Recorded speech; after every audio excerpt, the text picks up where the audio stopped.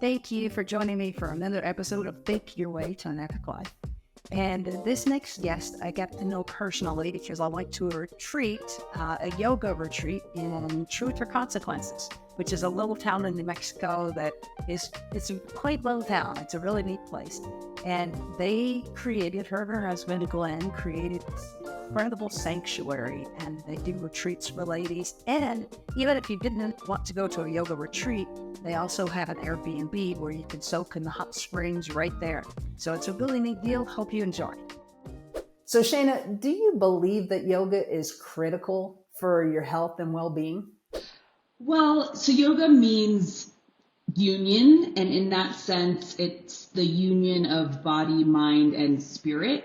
And in that sense, I do feel like it's critical for physical and mental well-being, just being able to connect your physical being with your mind and your emotions, and in essence, just be present. I don't know if that means the physical practice of asana, which is yoga poses, is essential for everyone. I think people can come into a yoga state, like that state of union, through other practices. But for me, that's what's been most helpful, is the physical practice of yoga, which is led more into meditation and other practices that do unite mind, body, and spirit. So I don't know if that is a total answer to your question, but I would never want to prescribe one thing for everyone in terms of what would help them in their lives with well-being. But yoga is extremely helpful for me and for many people. Like a gateway to all the other spiritual things. Exactly. And I think there's many gateways for different people. Well, how did you discover yoga? So I started yoga. I discovered yoga after I spent most of my growing up and childhood and college as a dancer. And I always loved dance and was very attracted to this creative outlet in my body. And later on, after college, I was in actually a show. I was a professional dancer, and then I moved to New York to be a professional dancer, but that didn't really work out.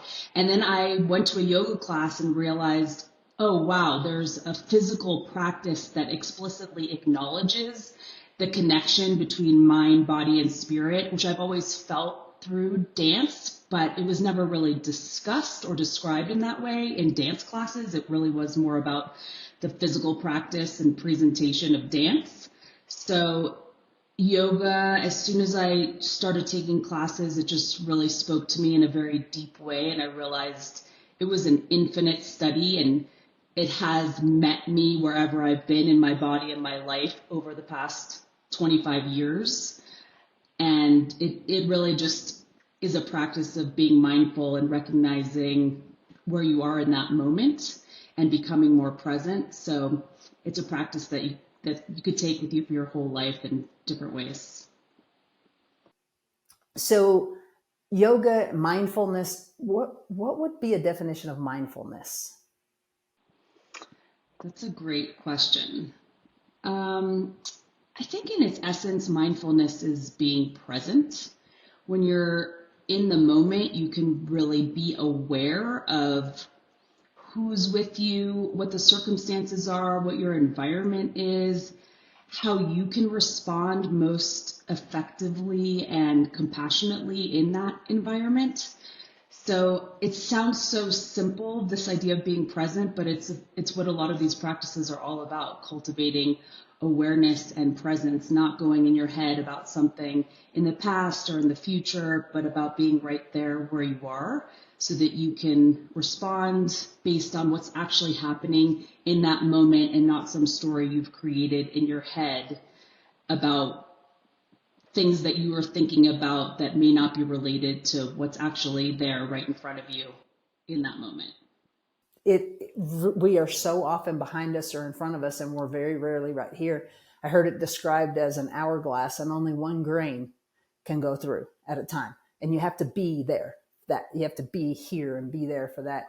Do you find that your mindfulness practice in yoga helps you be more mindful in every day? Absolutely. And it's yoga. I have a chanting practice. I still do a kind of dance called Five Rhythms that is also about cultivating awareness and being more connected to the present moment. So there's a lot of different practices that I do that help me in my daily life with being more present. But it's also just a constant reminder that I have to do for myself when I find my brain going to some remote place that's causing anxiety. Just recognizing that, coming back to the present moment, taking a breath, and realizing, okay, I just have to deal with what's here right in front of me right now, and it's going to be okay. What are some of the health benefits? I'm sure that there's scientific studies and all kinds of things. What are some of the health benefits of yoga? Oh my gosh, infinite health benefits. Well, one is just reducing stress because you are coming into that moment, you're connecting with that breath, you're slowing everything down. So just reducing anxiety and having an outlet that you can access anytime and understanding that you're in control of that outlet. You can come to your breath at any moment and just calm yourself. And of course, yoga increases flexibility. It increases strength in the body. It allows for better posture. And I think just those things, flexibility, strength, all of these things are attributes that we need in our lives to deal with so many things, like unexpected things. You need to be flexible, strong, aware.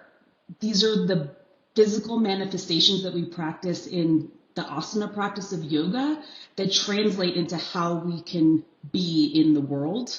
So it's almost like a starting point. And then also, I think just giving more confidence to people, like when you're feeling well in your body, you're just more upright, you're more confident, you're more ready to face whatever the day and the world is going to bring, which is, as we know, can be complete chaos. It is. And so you get to be the calm in the middle of the storm. Exactly. Yeah, that's a pretty decent feeling. So those are really big physical benefits, and we all know that physical benefits help us mentally and emotionally. What are some of the mental emotional benefits of yoga? Well, again, just the ability, having tools to be calm, be more mindful and aware and compassionate, I think are all emotional benefits. I think also this idea of being present and not getting caught up in reactions, being able to take a pause and a breath before we respond to things so that doesn't lead to all kinds of unintended consequences that we then have to deal with. Really trying to kind of connect with the seed of who we are and what we want to say and how we want to be in the world. And I think being more intentional and mindful on that front reduces so many problems that can be prevented by doing things that we regret because we're not really being mindful in what we're saying and what we're doing. And of course that happens anyway, and yoga can help us, kind of clean that up. Like, I'm sorry, I did that. I didn't mean to. And having the courage to do that and the strength to do it, because we work on so many open-hearted practices in yoga. And that, physical practice of opening your heart also leads to that emotional and mental state of opening your heart. So if you could, like, the whole world had to watch you talk for 2 minutes or something, right? And they were told it would make their lives so much better. What little hints would you give them for when they're about to react? How do they change it? Taking a deep breath is the perfect start. Connecting with what you want to say in that moment rather than being reactive, but being genuine to yourself. Like, what is actually happening in this space and time right now? How do I feel about what do I want to say? It could be even just a small moment that lands yourself and grounds yourself before speaking or doing anything from that point. So I think it's just a matter of slowing down a little bit, which is all about what Truth or Consequences is, and the retreat is all about slowing down, taking time to just connect with what's true for you before just launching into something that doesn't quite feel right, that you're going to feel weird about afterwards and then have to deal with. Okay, so for our listeners that have no idea what she's talking about with truth or consequences, it is actually a town in New Mexico that got renamed that because of a talk show or a TV show or something way back when. And it said, if you'll change your name to Truth or Consequences, we'll do all this cool stuff. So this beautiful town got named Truth or Consequences. And I'm dying to know why. You were in New York City. You could have picked anywhere in the whole world. Why TRC? It really comes down to the water. There's a lot of magical experiences that we had visiting TRC that I could go into, but ultimately it comes down to the incredible hot mineral springs that live underneath the downtown of Truth or Consequences, leading right into the Rio Grande. They're just some of the most incredible, healing, ancient hot springs I've ever experienced. So many of them around the world have are really wonderful, but they have that sulfur smell or not quite the incredible mineral content that we have in Truth or Consequences. There's 26 minerals, and the greatest concentration is actually sodium, which has this incredible purification of the water. And just once you get into that water, we couldn't get out. We just had to live there.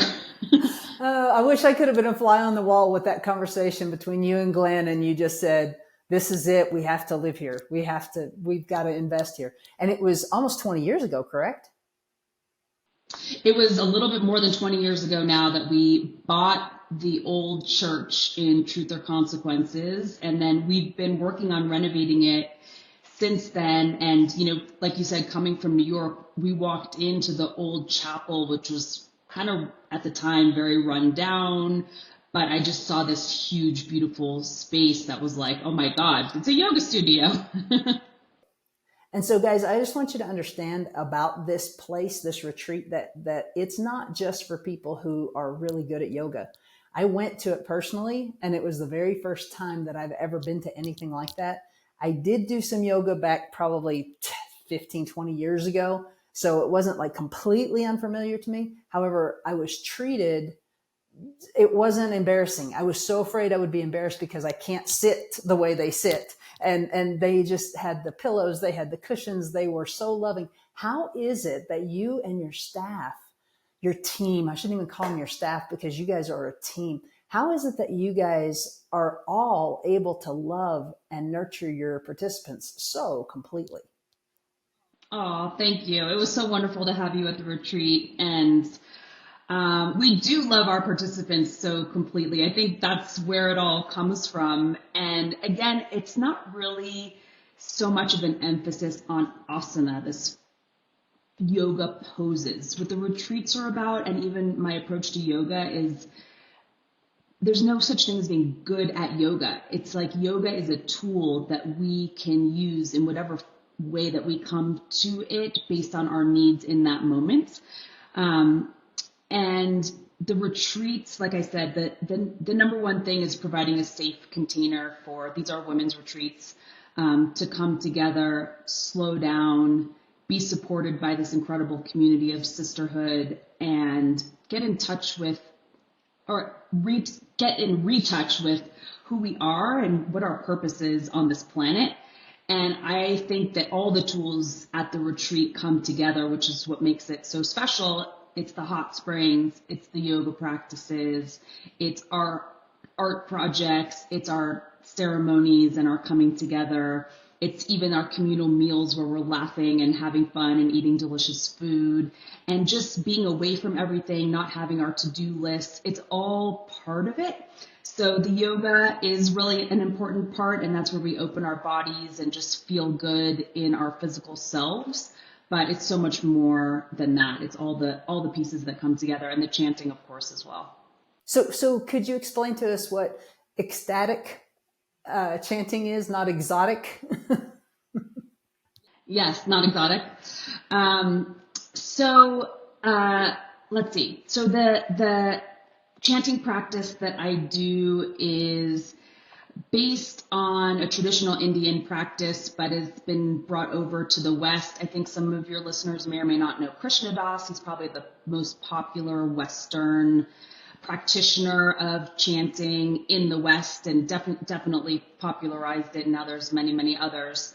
But it's a practice of chanting mantras, like either names of deities or just sounds or words that have an energetic quality. So they could be qualities that we want to cultivate in ourselves based on being more creative or being more playful or being more mindful or having more faith in ourselves. There's different mantras, and they're generally very easy to follow and repetitive. So you learn the seed sound, the seed melody, and then you chant over and over with a little bit of music behind it. And the idea is to get out of your head into your heart and just allow the vibration within you, because you're singing, and the community vibration, because everyone's singing together, to elevate your spirit and just make you feel more joyful, tap into your heart, and again, just allow you to go move through the world from that space rather than a space of anxiety or despair that we can sometimes feel. Well, it seems to me that, and maybe it's just because of where I'm at in my world that these things are coming to me, but it seems to me that sound is getting a lot more scientific study and notoriety on what it does to heal us, different hurts and all that stuff. So are you in tune with that as you're doing this? It's so incredibly powerful. I mean, I think these practices like singing and dance have been part of human culture since humans emerged, because they're these primal outlets for feeling good and coming together and integrating our bodies and our minds. And I think in our culture now, we don't have a lot of opportunities. It's like you have to be a good singer or a good dancer or a good yogi to feel comfortable doing these things. And that's my view, is that's not at all the case, that singing is so healing for anyone. This has nothing to do with having a good voice. Moving your body in a way that could be called dance or not dance feels good for everyone, brings a smile to anyone's face who's kind of connecting with a rhythm in their body. These are primal tools that humans have accessed forever that we've lost in our culture. And these are ways through these practices at the retreats, and also just, at the Mothership, and that's the space is called the Mothership Yoga Lounge in Hot Springs in Truth or Consequences. We try to just bring these tools back and make them accessible to anyone. And my mantra of the retreats, which you probably remember, is there's no wrong way to do it. And that is really true. So yeah, the sound healing is incredibly powerful. And I think you just have to try it one time to understand how it works. And that's the thing. We're so closed off. We really are. And a lot of times it takes a health issue. In my case, that was what it took for me to open up to a lot of things that I just didn't take advantage of. And I want you guys to know it is a safe place. It is, you'll be brought in, loved, nurtured. And you didn't mention the food, really. You just said delicious food, but oh my gosh. I mean, gourmet, exquisite, incredible, and just so much love in the food. You could tell it really, you do such a fantastic job. Thank you. And a lot of the food's catered by Passion Pie Cafe, which is our local coffee shop, and breakfast and lunch place in Truth or Consequences. We love them. Yay. Got to shout out to them. Got to love that. Okay. So tell me about your band. Oh my gosh. So the band is called the Mothership Kirtan Collective. So Mothership is based on our place in Truth or Consequences. Kirtan is that call and response chanting practice that I was talking about. And the collective is because there's a group of us that's kind of interchangeable. People sort of come and go. but it's meant to be fluid, and it's incredible. It just started a couple of years ago. As I mentioned, I was a dancer. I never considered myself a singer, but I love chanting, and I've had this practice of chanting also for around 25 years. And the reason why the band evolved was because I just wanted to chant more. So I bought a harmonium, which is the instrument that's sort of the basic for kirtan. Eventually learned how to play the harmonium, invited some friends that were musicians, better musicians than I am, to come play with me. I had never had this experience of playing with music with other people, and it's, for anyone that does that knows, just incredible way of communicating with other beings, and creating music together. It's just phenomenal. And so, yeah, it evolved very organically, and actually from the retreats, because after one of the retreats, a couple of the people that were from Boulder, where I live when I'm not in Truth or Consequences, said, let's get together and play. And then all of a sudden we're like, we're kind of decent. We should invite other people to play with us. And then all of a sudden we have a band. It was really very natural, and it's super fun. And we're playing at a festival actually in Colorado in a couple of weeks called the Bliss Sacred Sound and Chant Festival in Colorado, depending on when this airs. It's August 9th through 11th. And at the end of I don't know, a few kirtans ago, I said, I hope we get to play in a festival this summer. And sure enough, they called, and now we're playing in a festival. Wow, that is so cool. What part of Colorado? It's in Longmont, so kind of between Denver and Boulder, at a beautiful farm. And yeah, people can look it up, the Bliss Colorado Sacred Sound and Chant Festival. All right, that sounds like something. And there's all kinds of sound healing practitioners that are going to be there. Okay, very cool. So you've been teaching yoga for over 20 years. Do you have a story that sticks out of someone that was completely transformed by it that you can share, even if you don't tell who it is, but just a general idea? Well, I can. I mean, now my focus is really on the retreats and yoga at the retreats. And I can say, in a kind of way that I'm in awe of, and, I don't take personal credit for this, but I think the retreat environment itself has transformed many people. One person in particular, I could say, has ended up leaving her job, and now she's leading retreats. Because she's like, this is so amazing. I want to do this. Which is incredible. I love that. I think a lot of people make big changes after the retreats, I have found, quitting jobs, either kind of moving into another place in a relationship that they have been struggling with. I think just things rise to the surface in this open, safe environment where you're kind of end up a little bit raw based on the soaking and the chanting and the kind of group sharing. A truth emerges for people that, of course, has been in them probably forever, but there's space where it comes out. And then once it's out, it's really hard to kind of shove back in.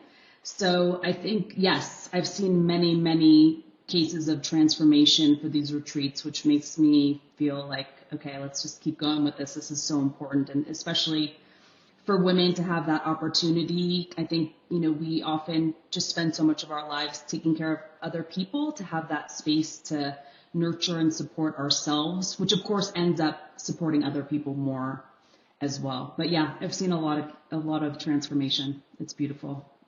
Well, people, I think, still have it a little backwards.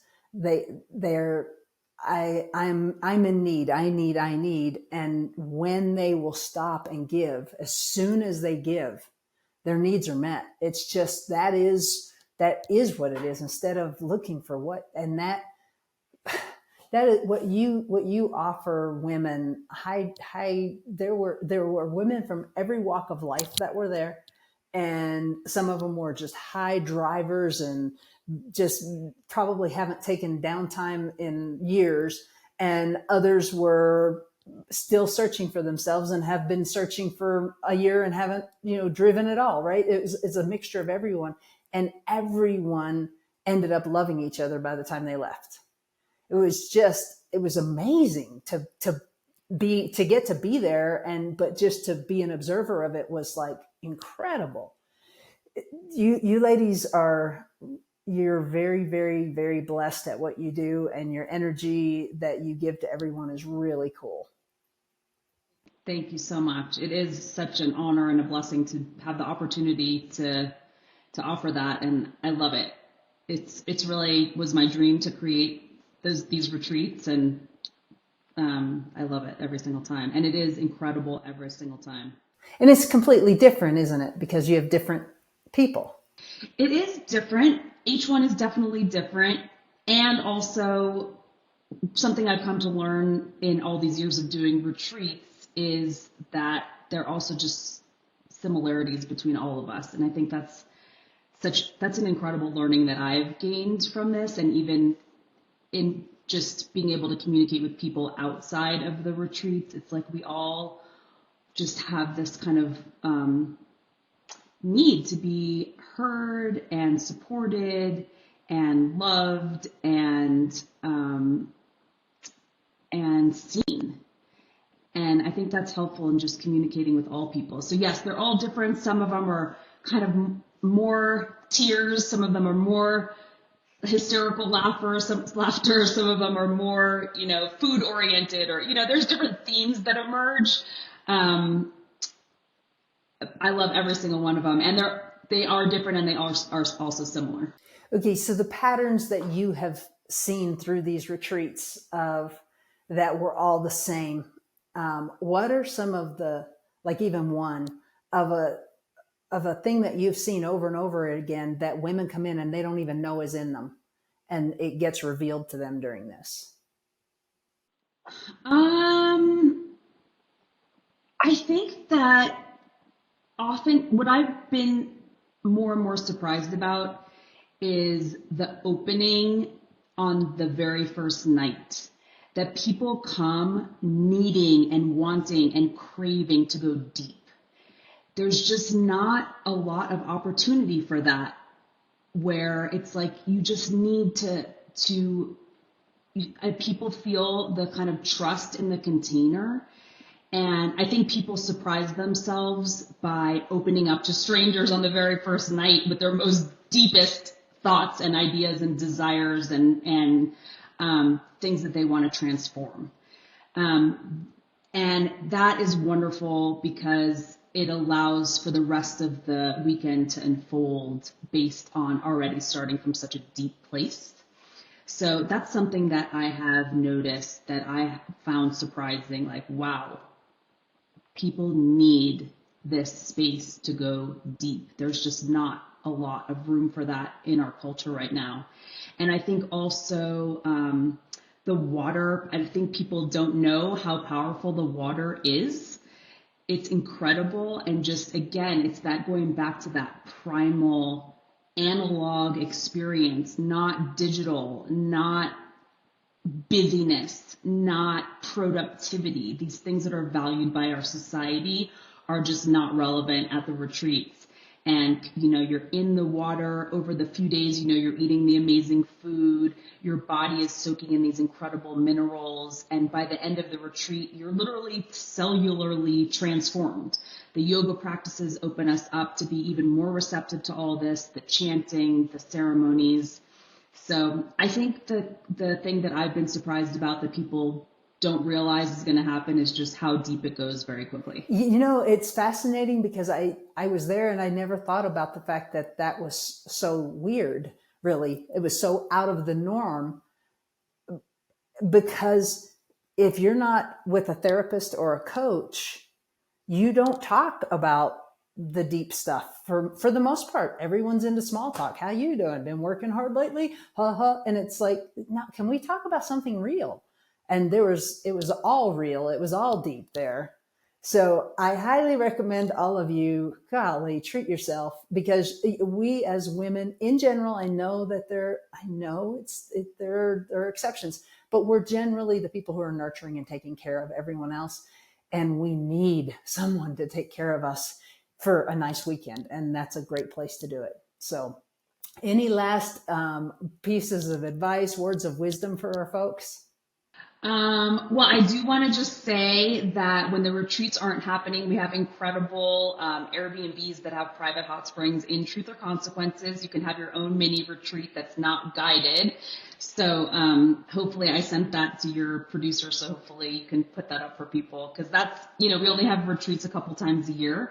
The next ones are coming up the first and second weekends of February. So those are on our site if people want more information.